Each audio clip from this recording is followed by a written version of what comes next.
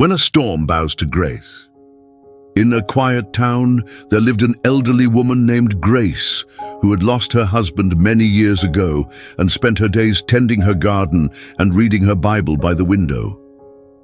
To the townsfolk, she was gentle and kind, always sharing words of encouragement, but few knew the depth of her faith.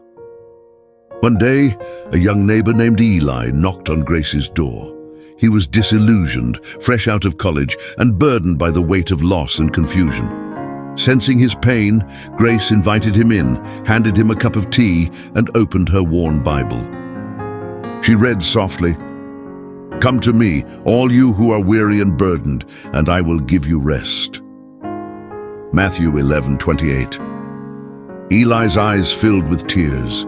He whispered, "I've never felt rest." Grace smiled and told him the story of her own loss. She said she found peace not because life became easier, but because Jesus walked with her through every valley.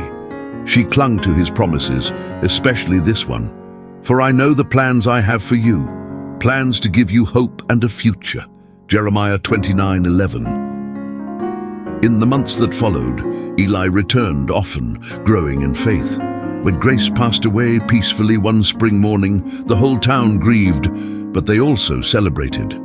Her Bible lay open beside her, and the final verse she had underlined was, "I have fought the good fight, I have finished the race, I have kept the faith." 2 Timothy 4:7. Her life was a quiet testimony of belief, and her end was not sorrowful, but radiant. Eli, now leading a Bible study himself, often retells Grace's story and finishes with a verse she loved dearly. "And God shall wipe away all tears from their eyes, and there shall be no more death, neither sorrow, for the former things are passed away." Revelation 21:4. Eli learned that faith isn't fragile, it's formed in fire.